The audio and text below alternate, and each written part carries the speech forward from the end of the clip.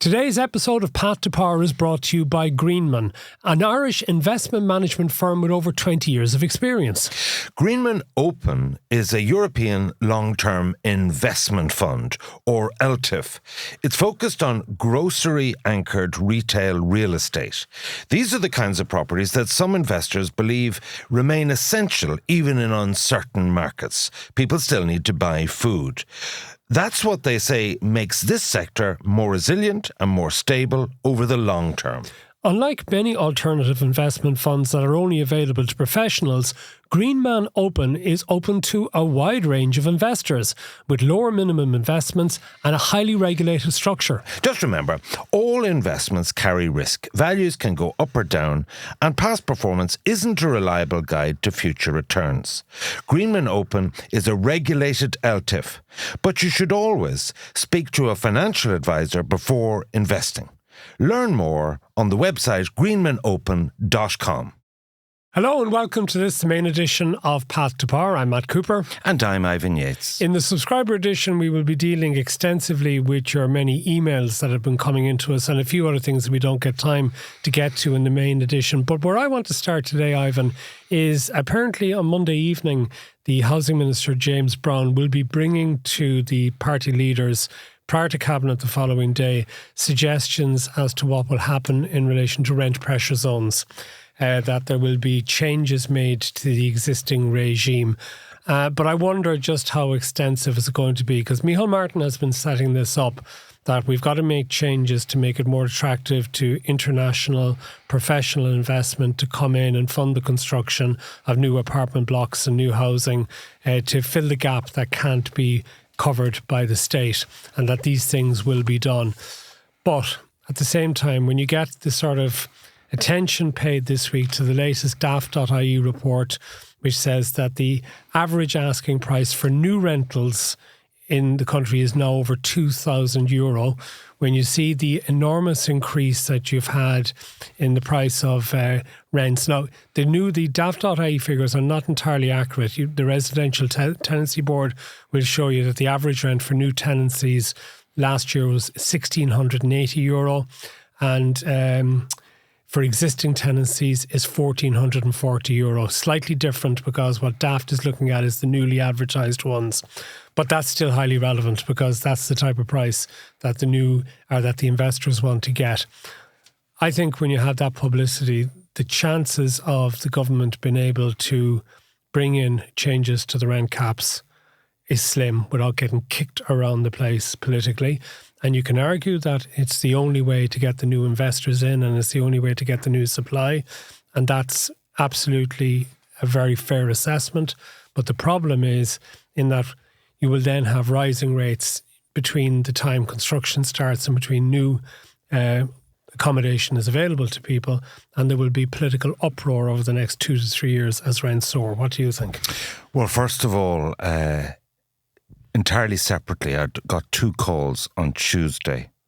One from, I'd say, an official government source, and another from a Fianna Fáil backbench source. And they said, have you heard the latest about housing? And I said, no. The predicted output now for 2025 is 23,000. There has been a complete collapse in apartment building. And I think that actually it might suit the minister to get that out there. I think he's already started, because he made comments to reporters yesterday saying the 41,000 target is very, very difficult to achieve. He started the softening up process. So it's a very specific problem, and that is to do with apartments which are in cities, principally Dublin and Cork, in terms of builders, developers, even with planning permission, are not committing to them. So in some cases, these would have got commencement orders, would have actually qualified for capital rebates from Irish Water and so on. The figures that you outline also show this week in terms of the CSO figures on the price of houses, which is material to anyone buying a house and renting it. Then the typical price of a house was 362,500, whereas in March 15, it was only 164,000. The house asset price inflation is a multiple of income increases. And so therefore... And this is screwing the younger generation. This is where for boomer, people in their 20s and 30s, even into their 40s, and they feel that this is desperately unfair, that the whole system is letting them down because they're seeing things going further and further out of their financial reach. And there was another figure as well this week on Thursday. The amount of new jobs created in the economy last year, the increase in employment was 90,000. Right, it's extraordinary, the growth of jobs. But the problem is when you have all these people need somewhere to live. And we're expanding the economy faster than we're expanding the locations, the places where people can live. So if you drill into the new housing figures, you'll see, and even if you look at Glenveagh just published their performance. They hope to sell 2,600 houses this year, which will be a record for them. They say they have a pipeline of 1,355 for next year. Cairn Homes also produced their annual report. But basically, there's a couple of points there. One is the real traction is on 3-bedroom semi-detached houses in more greenfield areas, your Adamstowns, Clonburris and all of that. So just as an aside, I actually was out at Seven Mills last weekend. Yeah, that's one of the new ones. That's Cairn. Yeah, it's a Cairn thing. And it was I just happened to be in the area because my second daughter was running her first half marathon. So we went up by the canal. We sat out to watch the rain. It was actually a beautiful day. But you can really, you can see whether these are like new towns. And I know Cairn is saying as well, these are the most energy efficient and the rest of it. But it is impressive when you see the facilities that are available. You know, you're not far from the likes of Liffey Valley and Blanchardstown shopping centres. You also have a train station there. So you have the transport links and the rest of it. So you see that there are things happening in various places. But there's just simply not enough of them actually. Yeah, no, I mean, this is the whole concept of master planning. You have compact density, you get big, and you know, the planning cases we're talking about, whether it's Dundrum, former shopping centre, whether it's Clonliff, whether it's Liffey Valley, all of them are of that type. And you're not only providing homes, you're providing a community and a place to live. So, but the truth is, with the apartments, the only buyer of apartments at the moment, or the only way they can be viable at all, is with massive state subsidies of up to 180 grand a unit. So the thinking is that the status quo is untenable. My understanding is they're going to suggest that the cap be lifted in terms Which of cap now? Well, the cap, the RPZ cap, the rent pressure zone cap, insofar as that it would be linked to a tenant rather than the property. In other words, if Matt and Aileen leave, then you start from scratch again. Yeah, because this is the thing that's interesting, and I was just looking at this and trying to get my head around it and understanding it, because it's not always particularly clear. But if you do have a new apartment, if you had a new apartment block built by one of these institutions, they can charge what they like almost. Yeah. Right? As a baseline. As a baseline. But then the problem is that if the tenants leave and they're looking to actually replace them, that they're limited in what they can actually earn as a return by having an increased rent, isn't it? And generally speaking, the pension funds who operate through these funds, be it Hines or BlackRock or any of these, Kennedy Wilson or whoever it might be, they say they can get returns of around 7%, whereas with the cap they can only get returns of 2%. They're just not going to do it. Or they go to another jurisdiction. Well, because they can get more money by investing in other asset classes rather than putting it into housing. Because this housing issue is a global issue. But I think the important thing that will have to come up in this discussion, and there will be a hell of a row next week, I suspect, if the government makes an announcement in relation to this. But the important thing that has to be shown is no matter what investment the state actually makes, the state cannot build all of the 40 to 50,000 houses a year that are required. From a market point of view, this is absolutely a no-brainer. Like, if the state built all the social housing, they're maxing out at 12,000 units a year. So therefore, where are you going to get the remaining 40-odd thousand? But how do they deal with the political fallout of, even if it's something that only goes on for a couple of years, you say only, that it means higher rents for people who are already in the younger generations who are unable to afford it, and who also then find that they can't with paying those high rents, save enough money for the deposit. And even if they build up significant savings for a deposit, it's still not enough because of the prices of houses or apartments to buy. Yeah, well, I think the way you do it is that anyone who's the beneficiary of a rent cap at the moment, that it's phased out over 3 to 4 years. And you have a new rule for any new investment after so this RPZ comes to an end at the end of this year. It started in 2016. But the truth is, most jurisdictions who actually have the type of pressures we have realise that you simply will not get the investment. And you therefore have a choice. You have a trade-off between those who have a roof over their head, as in so many cases, and those who wish to. Well, this comes back to briefly, I mentioned something we said before, but following the French model of encouraging people to transfer their savings into new housing bonds, which can be used for the investment in the construction of new houses and apartments. But I also thought it was very interesting last week. We saw a major increase in the amount of borrowing that people have taken on. I think nationwide was about 2.5 billion last year. In mortgages or? No, non-mortgage debt, yeah. All the other sort of debt. And the economists that I spoke to were sort of quite relaxed about it. Oh, look, we've about 170 billion in savings in the banks on deposit and the rest of it. You know, we're not facing a 2008 style crisis.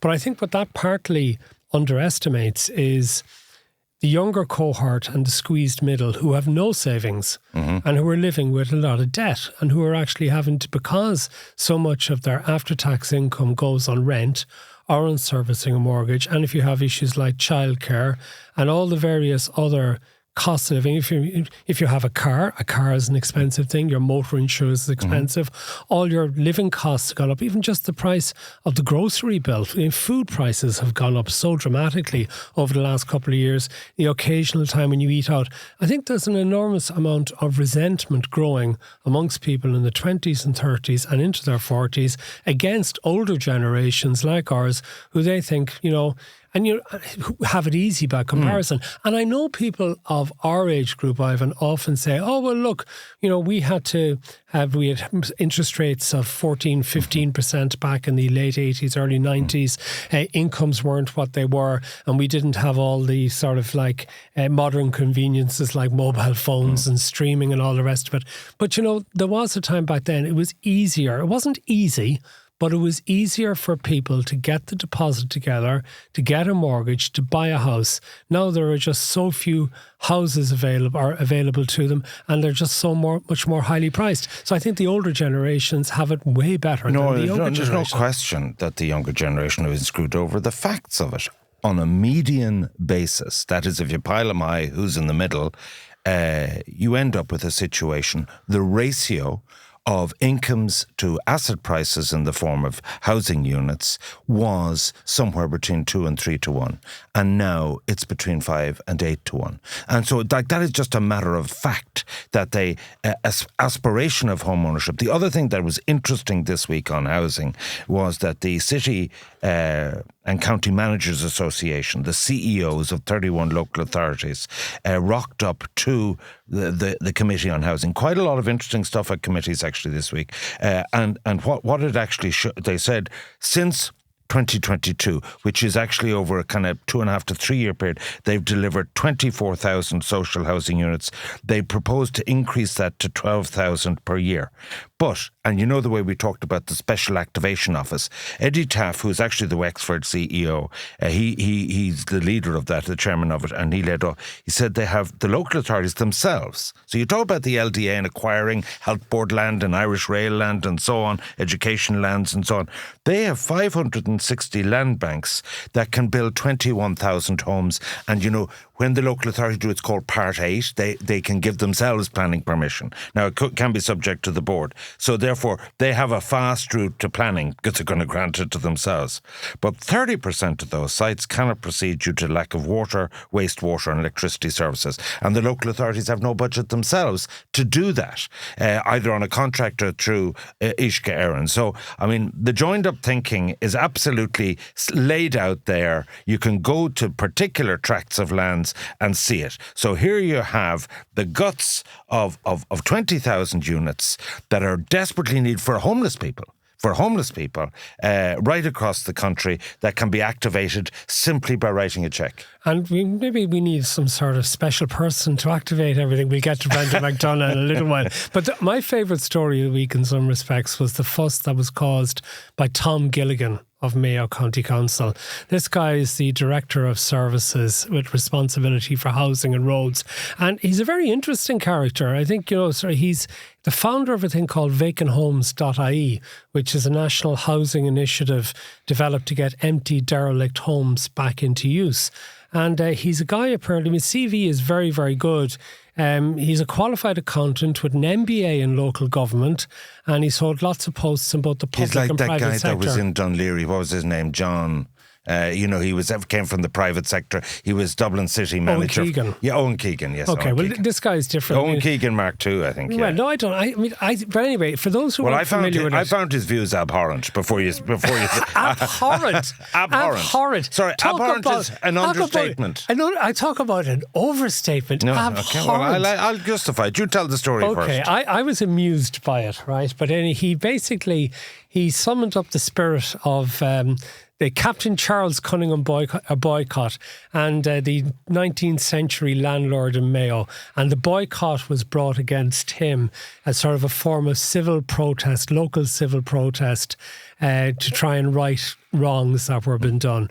So basically what he highlighted, and... You're highlighting a bullshitter here, but go on, yeah, go on. I don't think he is. I think okay, you go for it. Let's let people listen, first of all, if they're not aware of this, and see what they actually think of what he was saying. His issue is the amount of people who have second homes in rural Ireland and who only visit them occasionally. So these are rural homes that have services and all the rest of it, but maybe they go down for a couple of weeks during the summer, or the occasional weekend, or they might go down at Easter or Christmas. And funny enough, a lot of the holiday homeowners that I know of also have places off in continental Europe where they go off on their holidays there and the rest of it. Now, they might be good enough to lend out their holiday home to friends or family for a week or two here around. But there are lots of really, really fine houses, big and small, around the country that are only used on an occasional basis. So what did he advocate? So what he advocated is, and I'm trying to bring it up here in front of me, he advocated a sense of a boycott on them. He said, the objective around this proposed boycott, he said in one radio interview, is to highlight the impact of underused housing stock in local communities, encourage policy reform and taxation measures on vacant second homes, and also to push holiday homeowners to either return properties for sale to the rental market or to the long-term rental market. Okay. What a tulip we have here. I mean, let's. So first of all, I'll admit I've a vested interest in this. Oh, do you own one of these homes? Yeah, in Gortmore, beside Tourmakeedy, in County Mayo. My father bought for €500 a rundown cottage, and so I was about 10 at that year, born in 59, 10 or 11. And for every year of my childhood, we've been going over there. The truth is, the house became very dilapidated. My mother died at 89 2 years ago, and she didn't want to spend money on it. And one of my sisters inherited it, and she's now had to knock it and rebuild it. She will have no change out of a large six-figure sum. And this is for a basic bungalow, nothing fancy, right? So she's investing in builders and plumbers and plasterers and tilers in that area. And say it's used between St. Patrick's Day and Halloween on and off, but let's say it amounts to 12 weeks a year. So I'll agree with that point, right? So what do you think we do when we go into Tools in Tourmakeedy and we go into Paddy's Pub and we spend money in Westport and Ballinrobe and Castlebar? That is actually a help to the people of Menford. Now, if what's his name again? This loser, basically... Tom Gilligan. He's not a loser. No, I'm not finished. I'm only warming up now. I am not definitely calling you a loser. No. It's Ivan's point of view, but I think... the mask slipped here, because this is the type of bureaucrat we have in local government. Because if you were applying for planning permission to build a holiday home and invest 300,000 because there was a replacement one, you'd see what a frosty response you get with that type of public attitude. And the Taoiseach had to come out to disassociate himself from. I think the Taoiseach has his own holiday home down in Court McSherry in West Cork, doesn't That's he? not a crime. I didn't say it was a crime. No, I'm just saying I'm declaring interest. No, what I'm trying to say. So what he's really saying is you should get an apartment in Cape Verde. If you can afford a holiday home, that's what you should do. And you spend all your disposable income and your earnings and your friends' earnings in a different jurisdiction. Is that seriously what you're saying? Let's be clear about it. The economy of Mayo can do with every last penny. Now, if he had come along and said, you know what, there is an issue about vacant properties, we're going to introduce a scheme from Halloween to Patrick's Day, whereby we will try and use your property and we'll pay you a supplement to put in people that are on the waiting list or whatever as temporary accommodation. If you come forward with any incentive, anything creative, but no, we got the big stick out first offer and say, these are a bad idea. We'll boycott it, we'll make them socially unacceptable. You have done enormous damage, Mr. Gilligan, is it, to Mayo tourism. People working night and day to build up, have a holiday in Ireland, have a holiday in Mayo. There's beautiful Loch Mask, different Loch Nafui, all these facilities. Westport, the Atlantic, it's beautiful. I will go nowhere else on holiday. And what sort of welcome does it say on the mat? And you take my own area of Wexford. Sure, half of Dublin colonises it. The population from Tara Hill, Courtown, right down to Feathered, right through Corraclough and all those areas, the population of Wexford doubles during the summer. Do we say to Dubliners, get out of there with your hairy paw, we don't want you? This was an outrage. I'm sorry, for a Gombeen to say it, but for a public official, a director of services from Mayo County Council, it was outrageous, and I'm surprised he hasn't been suspended. Okay, he actually has apologised. I think he's been forced into an apology. And he said, I'm deeply committed to addressing the complex housing challenges facing Mayo and to working collaboratively with councillors, stakeholders and the community in doing so. The email circulated was an attempt to prompt internal discussion on a sensitive but relevant issue, and it was not anticipated to be released before members had the opportunity to consider it fully. But he went on local radio. And I sincerely apologise for any concern or distress it caused. He went on radio after it had come out as a story to respond to it. So no, somebody who received it leaked it out. He said, my goal has always been to find solutions through open, respectful dialogue, and I remain fully committed to working in partnership to achieve that. So he is not a tulip. He is a serious individual. My first-hand experience is Maura Luke's pub, Paddy's pub. A lot of them only open in the summer months or just for weddings and weekends. Do they have to tip the floor? No. Thank you very much. They probably charge extra. Lord Yates, for coming and bestowing your favours upon us. Aren't we really lucky that you come down to us and that you're spending some of your cash with us? Thanks very much, Lord Yates. You go to Italy, south of France, New York on all your holidays, and good luck to you. Good luck to you. But some people, I don't fly myself, some people like to support the Irish economy and support the local economy. And whether it's Ballyconneely and Galway or whatever, this is actually really stirring it up. But instead of coming with some, dealing with the issue, which is vacancy, and dealing with that in a constructive way, particularly for the times of year that the property is empty. No. Hang on, came out with a regulatory national housing crisis. I mean, okay, can I just say... People don't want to live in these areas. Well, hold on a second. Now, hold on. There's no jobs in these areas. Yes, there can be. Do you know what jobs there can be? Remote working, Ivan. Right. Your sister... And you brought her into it, so all I'm just saying is she may have spent a large six-figure sum. Yeah. For a large six-figure sum, she must have a wonderful house. Well, did you not see the average price of building a house in this country? A bungalow is $364,000. Okay. And I'd say that's roughly what she paid. All right, well, that's, you see, when you say large six-figure, I was thinking, my God, is it 700,000 or 800,000? Well, to me, that's a large figure. And to her, it's a very large figure. Anyway, the point is, it's still an asset that will have value if she ever decides she wants to sell it. Yeah. Right? And it also means that when she goes on her holidays down in the west of Ireland, she doesn't have accommodation costs. Does she rent it to you, by the way, when you go down there? The situation is because it's not finished yet. It's all like right. She's actually, but the idea is that family would do it, and I'd be happy to rent it. Okay, but then the point is at a commercial rate, because I actually do rent accommodation. There's a lady called Judy Burke, and she has 6 cottages there, and she, like fishermen, they'll fly fishing in May and so on. But like, this is a vital part of the economy, and I can assure you, Pat, that everybody gets jobs and gets income out of the tourists in Ireland here. Did you just call me Pat? No, sorry, did I? What did I? Okay. No, Okay.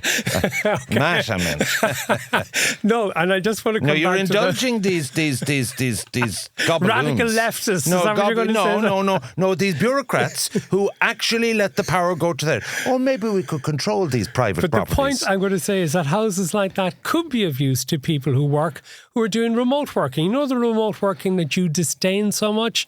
There's plenty of, and I'll tell you this much, a lot of the people who go to their holiday homes now, and I know a lot of these people who have holiday homes in Wexford and in West Cork and in You have a Kerry very and short in memory. Ballyconneely. Hold on, I haven't finished the No, point. you have a Jason. very short They're now memory. spending more Last year, time there. I was on holiday. More time and there. I did and the podcast. I did a podcast. There's no goddamn broadband. Yes, there is. I had to move away. No, the broadband pipe is was to nationwide be, now. No, There's no problems The with pipe was to broadband. be delivered 3 years ago, and they're still waiting to dig a hole. I tell you what's another issue just before we go to the break, though, and I was down. I have actually some important issues to discuss this week.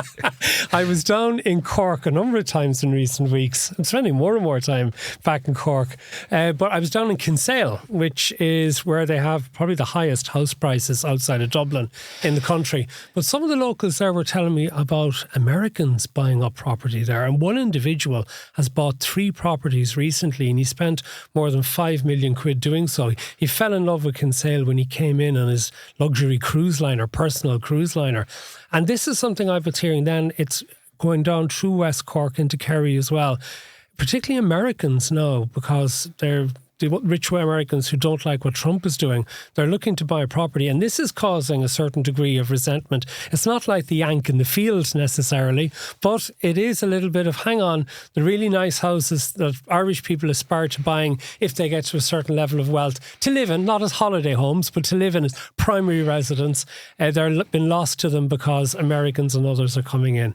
Anyway, we better take a break because we've been arguing for a lot longer than I thought we would be on this particular topic, and we'll come back with lots more after this. This episode of Path to Power is brought to you by Greenman, an Irish investment management firm. Greenman Open focuses on investing in grocery-anchored retail real estate, designed to generate stable, long-term income. The fund is managed in Ireland. Learn more on the website greenmanopen.com. Now, before making any investment, it's important to understand the risks. Investments could go up or down, and past performance is not a reliable guide to future results. Greenman Open is a regulated LTIF, but like all investments, it carries risks. You should always seek advice from a financial professional before investing. Welcome back to Path to Power. Where do you want to go now? I tell you where I want to go. I want to go on Monday, and this is a consistent theme. A very important report was published, a National Election and Democracy Study, NEDS, by the Electoral Commission. And you'd think when I'd pick up my newspaper or go onto the websites, I'd read what was in this. And the typical lazy political journalists we have in this country, no, they just did a top line. So you're talking about some of my best friends. Yeah, I know that. No, I mean, like, and I'm probably talking about the last word too, and columnists and so on. Can I just tell you some of the? So there's in 2 parts. The first part was okay. So we had a 61% turnout in the general election, yes, and we had a similar turnout in the local and European elections. So they did research into the 30% that didn't vote. Yeah. And what they found... Well, sorry, if it is 30%, because remember the register is all wrong. Correct. So what they worked out with the register, the real turnout was about 65% when you adjusted for the wrong register. Okay? This is absolutely groundbreaking work not done before. The majority of those, 61% of the 35% who just could have voted but didn't vote, they actually asked them, why didn't you vote? And they came up with reasons that they were away, they were involved in work, they just could not make it, which raises the question, do we need to reform our electoral system? So they actually go further and they say there are 3 options. 1, we do minimal postal voting. So if we know the election date is set for the 6th of June coming up, and I know I'm going to be abroad, could I get a postal vote? Secondly, they do advance voting. In other words, okay, so you can't come on the 6th, could you come on the 1st? In other words, to have some flexibility. Because this is done in many countries. That's right, this world. is the point. And the third thing that the Electoral Commission suggested, which would be more controversial, would be proxy voting. Now, so the idea is I can't vote, but I nominate someone to vote on my behalf. On. No, but you actually have to nominate it yourself. Yeah. But still, could you trust? I wouldn't be nominating you anyway, but I wouldn't trust you with a ballot paper as far as I tell you. So I think you could say that about lots of people. You can trust your loved ones. You tell them, go in and vote that way for me, and you know that they'd make a few changes here and there. Sorry, do you know what the postal vote thing? Sorry, just before you move on, I'd agree entirely. I mean, I know that last November, 2 of my daughters, and they were quite irritated by it, got caught by 3 weeks calling for the election. One of them was away on a holiday that had been booked, the rest of it. So she was gone on a 7 o'clock flight on the Friday morning, couldn't vote, not a chance. The other had, for work reasons, had to be out of the country, couldn't be there to vote, really frustrated, had not been able to do so. And if they had had the opportunity, if it had been made easy to get a postal vote, they would have done it. But I was talking to somebody else who did go through the process of getting the postal vote. And it was all about having to, and in fair to him, this guy was in his 20s and I was very impressed by the diligence that he actually showed. But it involved all sorts of things about getting forms, going to the Garda station, getting signed by a Garda, having had a letter to prove that he was out of the country and had to be out of the country from work from his employer. And he went through the hoops to actually get the postal vote. But he got it. He got it in the end and used it. So how many people are going to go to that level of effort? So they did a breakdown, say 30%, 27% were away, 30% were on holidays. It is a summer month and all that kind of thing. But that was for the European election. And the local, okay. But I'm talking about the general election last November. That's the next area they looked at. So it provides a basis to do a policy review of extending the voting to increase the turnout, if you want to do that. The second thing, when did you make up your mind? Those who did go vote, when did you make up your mind? So now this is really interesting because it tells you about how you should campaign. And those people who work from home, the snowflakes that won't work at all, you know what I mean? Those young people, really interesting stuff. Sorry, the people who are mainly working from home tend to be the middle-aged and the more comfortable people. Wait till I get going here. Wait till I get going. Anyway. So 13% had made up their mind before the election was called. How many? 13%. That's all. They were diehard. That seems like a very low number. Well, put it like this. 30% decided in the last week, right? And don't you know it, 15%, 1 in 6, decided in the last 24 hours. And you know what the predominant age group of those? The attention span of a goldfish. People your age. Gen Z. So they actually made up their mind on whatever. So the critical issue there is, right? Oh, so you want to give 16-year-olds a vote? That's a great idea. Leaving that aside. So who wants to do that? The point. Don't be trying to imply that I said that. Okay? No, but the point I'm trying to make is this. Campaigning, you talked about moratoriums and so on. You really need to time your campaign, particularly your social media campaigns, as near as polling as possible. But the bit that wasn't covered at all, where all the poll corps were completely asleep at the wheel, they went to a group of political academics, people you would know, Reedy and different ones, well-known household names. They were all in there. And they drilled into politics and party politics. And I got some of these slides. And just to give you a top-line thing, why did Fianna Fáil get 10 seats more than Fine Gael on roughly the same vote, or Sinn Féin? Because there was very little between the two on first preferences. Isn't the answer transfers? Yes. In second preferences, they drilled for the first time. This has never been done before. Would you believe it? 45% of Fine Gael voters transferred their vote to Fianna Fáil. Unheard of in any previous election. For Fianna Fáil, the reciprocal thing was 36%. So FFG is a lot more FG to FF than vice versa. Maybe they like Micheál or whatever. The second thing is, what's the... Sorry, does that not also suggest that there's actually bigger numbers that they should be aiming for in future elections? That more than half of the votes should be transferring, maybe even 2/3. Yeah. That should be their ambition, in as much as they try to maximise first preference vote. Well, and obviously they would have their own people that would be running with them. So you might have two Fianna Fáil or two I've drilled into which direction they float. On second preferences, generally, Fianna Fáil did best, 25% of all second preferences. Fine Gael, 18%, Sinn Féin, 17%. Therein lies. So do you remember in the 2020 election, Fianna Fáil, when the count was adjourned, they were in it with a chance of winning 14 seats. They only won 2 of them. This time, they nearly won all of them. So this actually decides majorities and so on. And then the other issue is they stuck in what was the most important issue for your voting, which would be similar to opinion polls. 35% said housing, all the things we discussed, intergenerational issues and so on. But they stuck into the middle of issues. Or would it be the candidate that you'd pick, right? Because this is really important. So 17% said the candidate was the most important thing, irrespective. But when they vote, they then asked them another question. If that candidate ran for another party, would you still vote for them?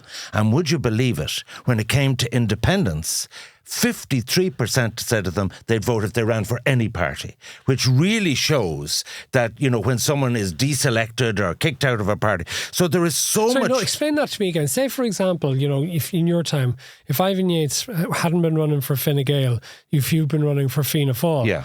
Do you think you'd have got the same vote? I mean, was it an Ivan Yates vote or was it a Fine Gael vote? I would always boil it down to a third of your vote is for your party, a third is for, a Wexford candidate will get Wexford town votes, and then a Scorthy local would be a third, and a third would be personal. Work you've done in your clinics, constituency work and so on. Or that they just liked you or knew you through GA or whatever it may be. As an aside, before we go on, when you say about clinics, Gavin Riley has just done a new book, The Insider's Guide. It's been launched next week, isn't it? Yes. But it's an excellent book. Yeah, I know, because you're quoted on the cover of it. Yeah. It's a book for the political anoraks. Yeah, a must read. Yeah. Good luck to him with the book. Absolutely, because Gavin's a super guy. Yeah. And did a huge amount of work. Yeah. But he should be doing more on the day job on this stuff. But anyway. But I suppose the point is that he was saying to me in a piece we've recorded for The Last Word that the clinics are now no longer what they used to be since COVID, that an awful lot of the politicians got out of the habit of the clinic and they haven't gone back to them. Now, I suppose there are ways in which people can get quick access to their TDs by sending them emails or by sending them mobile or text messages. But it suddenly actually got me thinking. And, is that necessarily a good thing? Okay? Because... we go on about the politicians being in an ivory tower or being in a bubble. And presumably, and it's one of the things I was asking about, when you're inside in Leinster House, do you get all consumed in the bubble and what's going on? And the one thing that I suppose links the voter or links the TD to their voter, apart from looking for the vote the next time round and always having that in mind, but things like clinics do allow them, and attending funerals and going to matches, allows them to hear about the things that are going on, which then they should be reflecting. I call it loitering with intent, just hanging around, talking to people. Yeah. So it's a great way to get votes. But no. You see, that's it. It's a great way to get votes.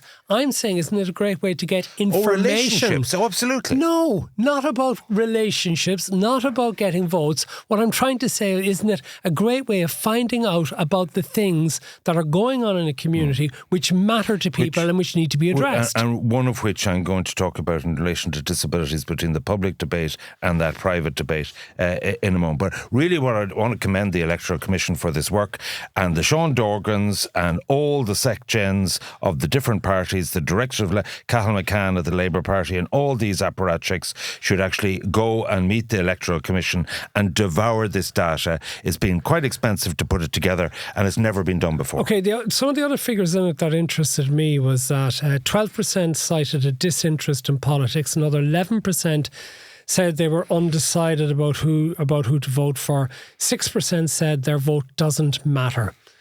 You'll always, I suppose, get a rump who'll say, my vote doesn't matter, will you? Who just won't engage. I mean, there's always going to be a certain percentage. And from a certain political perspective, you'd be better that they stayed at home, because if they turn out, they're not going to vote for the establishment. Like, be careful what you wish for in terms of a 90% turnout. I mean, I could see, that's why, they dropped in the presidency voting in Northern Ireland, because it would result in a Shinner president. And so therefore, there is a little politics involved in all of this. But if it's the will of the people who want to vote, is that not? You're going into comedy now, please. Now, there's a couple of other stories that can I tread on dangerous ground? Right? Oh, really? I'm that actually, would be a first, wouldn't it? Because, Yeah, right. You spoke about the real debate and another debate, and I want to talk about big brouhaha and the Dáil. Basically, Cara Dermody doing a 40-hour protest with her father, Mark. 50 hours. A 50-hour protest outside. So basically, the debate is that disabled kids are not able to get assessments. The waiting list for assessments, there are currently right now 15,000 waiting longer than 6 months for an assessment of need, and that could raise to 25,000 by the end of the year. So I want to tell you two contrasting stories. The first is about this. And so therefore, what happened was, because there was such pressure on assessment and there were such limited people to do the assessing who are therapists, right? And so we're not talking about people who are clearly visually impaired, people who are deaf, people who are Down syndrome, people who have cerebral palsy. We're talking about something that actually, it's not full-blown autism, but they may be dyslexic and so on. Are they disabled? And what was suggested to me by someone, and again, it was typical, whatever you say, don't say, I said this, you know what I mean? And you can't possibly say this publicly. And I don't know what it is about the podcast. I'm getting stuff and information that I would never get on radio or TV because people feel there's more opportunity to tell the truth. But the supposition is that there is a percentage of parents who are seeking to get disabled status, right? And the actual assessment was showing that they weren't quite entitled to it. They could be needing remedial teaching, but they weren't full-blown disabled. The advantage of being categorised disabled is that up to 16 years you can get 16 years of age you can get the domiciliary care allowance, which is $360 a month, which over the lifetime of a child will be more than 50,000. You get a different education system. We're having to make spaces for 19,000 extra special needs kids in school. Of course, the vast majority of these are eligible. But so what is the issue about the complexity of the assessment? Because when the Taoiseach got up in the Dáil, he said he was going to change the law. So these short assessments were turning down people, and people went to the High Court and said this wasn't fair. They should do the long assessment again. And so the court ruled the long assessment had to be done, to which the HSE said, well, actually, we don't have the resources to do the long assessment. It takes hours and hours and hours. What I'm trying to say is that this actually is not an exact science, and it's very difficult to assess it. But the clear implication for some people is that some people are gaming the system in trying to get the categorization of disabled. Now, even if this is 10%, this could be the reason why such pressure is coming on the system, and so therefore there is more to you're an observant editor, journalist. Did you hear that point ever being made, that there could be possibly a gaming of the system? Whereas yesterday, quite shockingly, again not reported, Johnny Brady of the PAC had a meeting. All the coverage was on the National Children's Hospital. He told a story about an 11-year-old child who was part of this hip surgery, had a second double hip surgery. That child is now not able to control its defecation, is not able to walk, and can get no proper communications between the family and the hospital, get no clinical pathway to try and solve the problem. It's an absolute disgrace. So what I'm trying to say is, in all of these, fire and brimstone debates in the Dáil, we just need to be a little bit, shall we say, cautious about genuine need and outrageous disability and help and damage done to people, and people who may be gaming the system because there are massive benefits. I'm not in a position at the moment. I haven't been following it closely enough this week to actually offer any comment in relation to that. Okay, but do you like all of what I'm saying is hearsay? But at the end of the day, I just think, and we'll never have that proper debate. But you could just see how a parent would say, "My 3-year-old, I think, could be autistic," and we went through all our generation, they could have been, for their whole lives, never diagnosed with ADHD. They went on to be successful people. They had dyslexia or problems with numbers and so on. So obviously, standards are rising, and that's a good thing. But we just need to see, is there more to this in terms of the assessment than meets the eye? Okay, let's move on to other things. We may come back to that as more information. What about Mr. Flynn? You sent me this. The recliner chair. Tell me about this. Ken O'Flynn, when he got elected for Cork North Central, and when he moved into his accommodation in Leinster House, there's a name for the type of chair he wanted, isn't there? Yeah, it's a lazy boy, is it? L-A-Z, capital Z, boy. So it's one of two these hyphens in between. recliner chairs, so that the back goes back, but also that a support comes it's up actually for your what leg. I should be using for my back. Yeah, go on. Is it? Yeah, I kneel instead. I know you kneel instead, and you kneel in supplication during this podcast every week. I can think of 2 letters to respond to that. And the second one is O. Or you. Carry on. Anyway, but if you think we're going to extend the expenses to put a lazy boy chair in for you here, you have another thing coming to you. Touche. Yeah, but I wonder.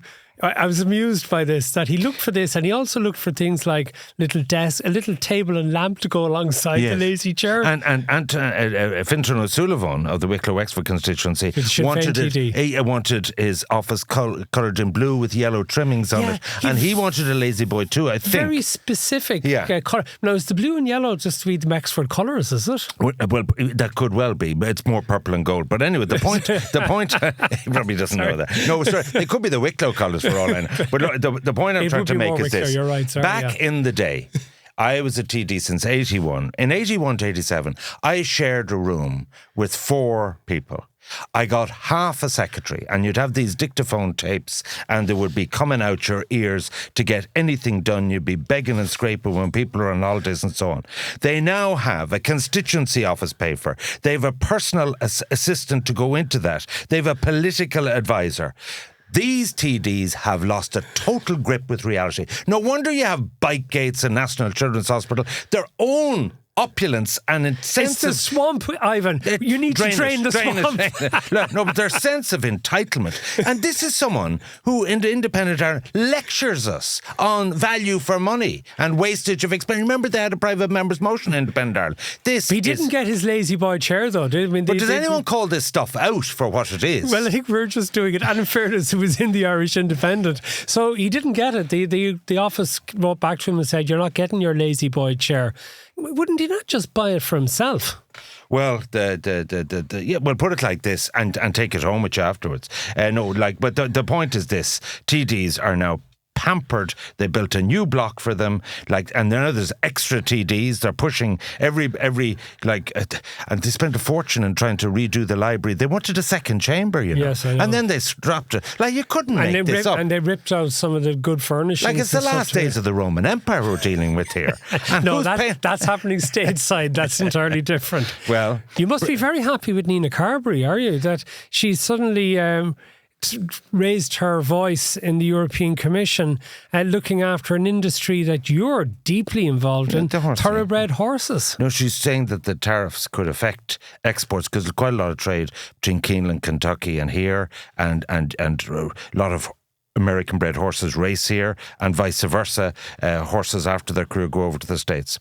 But she has personal interest in this, doesn't she? I have a story. Because she used to run a small thoroughbred breeding business with her husband, Ted Walsh Jr. And he's now running it. No, there's nothing wrong with that. I'm not saying that. Yeah, no, don't get. But I mean, I suppose it means that at least we know that there is one subject on which she can offer an insight in her work as a member of the European Parliament. Homes in Mayo, you did succeed in getting under my nose, so now I'm going to get under your nose with this story, now that we're stateside, which is this. A couple of people sent me texts, WhatsApps of bet Matt won't mention this. And one was Sunday Times Radio, where there was a clip of about 3 minutes of Andrew Neil. And secondly, there was a guy called Jake Tapper, who's an author. CNN, he's an author. And basically they were saying the same thing, which was that not since Watergate has there ever been a cover-up as there was about Biden's health. Now, the poor man, He is now well advanced with prostate cancer. The medical and clinical opinion is that he must have been suffering from this several years, and he could die relatively soon. And we're sorry to hear that and all that. But the point that Jake Tapper and Andrew Neil said, because the US media was 95% Democrat, they, unlike Watergate, where people from the Washington Post uncovered a scam, basically, even from cabinet secretaries, the deterioration in his health, his inability to actually take late night calls and to actually function because the poor man was sick. And this was now, and a few weeks before, there was some guy on NSBC who does the morning show, Joe Scaramaggi or Scarabucci. Joe Scarborough. Yes, Joe Scarborough. He actually said that I know this guy for 40 years and he's never been as healthy as he is now. A straight out lie. Flat out lie. And the fact of the matter is, one of the reasons why you got Trump is that people are betters in the Democratic leadership decided they knew best. They could cover up all this disability and ill health and infirmity, which was not Biden's fault, with the collusion from those closest to Biden. And that is actually not in the public interest. Okay, a couple of things in relation to that. Funnily enough, we did have a discussion on the last word about this at length on Tuesday evening with Cal Thomas and Marion McKeown. And Cal used much the same talking points you've just used. Okay. I wonder, are these going around on these? Well, I told you where I got them. I got them from Jake and Andrew. Right, I just listened to them. They were sent to me. And he brought up, Cal brought up this thing about the greatest scandal since Watergate, the greatest cover-up and the rest of it. Until Marion reminded him, and he had to concede the point once she had brought it up, that Ronald Reagan had Alzheimer's when he was president of the United States. His son confirmed afterwards that it was covered up, that in the last years of Ronald Reagan's 8 years in the White House, he was ill. And it was covered up. And was he standing for re-election? I thought he'd done 2 terms. But he was still in office. He should have stepped down. To the vice president. Okay, Right? I get. Okay. But the point is, this guy was going for election again, knowing how ill he was. Sorry, I think I've said... Suspended the whole primary campaign for the Democrats because of this cover-up. I've said before on this programme that he was utterly selfish and should have stood down way earlier than he actually did. Or was he used? Well, you sort of wonder what they were thinking, right? I mean, I think this is a wider, and this could fall into conspiracy theory type things. But, were they thinking that, okay, Kamala Harris can't beat Trump, as was proven to be the case. But if Biden can beat Trump, so he can do it again, keep him on his feet and then he quietly steps down afterwards, right? And hands over to Kamala Harris. Maybe they had that in mind. Now, I will say in relation, some people are trying to conflate the cancer diagnosis with his mental health or mental acuity. And I think it's well known that in relation to the type of cancer he has, that it can come very, very quickly and accelerate very, very quickly. You look sceptical, but well, that's I've heard doctors disagree with that. But anyway. Okay. But it's doctors differ in patients' style, but carry on. Yeah. So I mean, that's one thing in relation to it. Like you're desperately I'm on the not. back foot here. I mean, this is an outrageous cover-up, and if the Republicans did it, it would be condemned from a height by the 95% US. And this is part of the problem in Europe, that we don't hear the full story. Sorry, there's not a 95% liberal media in the US. If anything, the much louder voice is the right-wing media from your Fox Newses and other things and stuff like that. But I think the Democrats have an enormous amount to answer for allowing a situation to develop that would put Trump back in power. So absolutely that is the case, and I think it absolutely deserves to be condemned, what they actually did. And I think Biden has allowed his own legacy to be absolutely eviscerated by this. I mean, any hopes that, I know there's sympathy for Biden and sort of because of his condition and all the rest of it, as you would for anyone. And rightly so, like he's probably dying. Yeah, absolutely is. But I mean, then again, what about Trump's mental acuity? This is just one of the latest examples. He started going on about it was Biden's... a great performance he put on with Cyril Ramaphosa. Oh, we'll get to that in a second. No, we'll get to that in 1 second. Or the second episode. Sorry, we'll get to that in a second. That'll take a little bit of doing. Okay, because... you're after distracting me from my point. You love doing that. You love putting in me to distract me from my point. Anyway, Trump believes that Biden has stage 9 cancer. Have you ever heard of stage 9 cancer?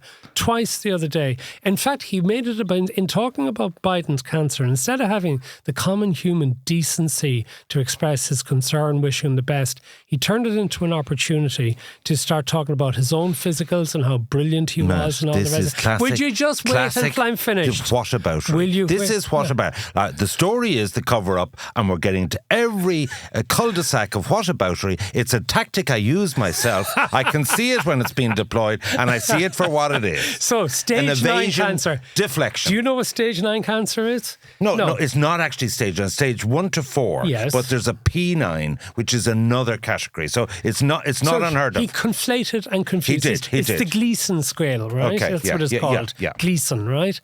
But this is, can you imagine if Joe Biden, in similar circumstances, had mixed things up like that? That would be another example. Well, what about? If he wasn't able to. There you go. There you go. All right, well, look, we've lots of other things to talk about. We didn't get to the UK-EU deal. No, we'll do that. And we can talk about Cyril Ramaphosa if you want. I have more presidency inside. We'll talk about Mike Ryan. We'll talk about how maybe Mairead McGuinness is going the wrong track about getting Fianna Fáil votes. But I have lots of other stuff for you. We have questions. And are our post offices going to close? And lots more.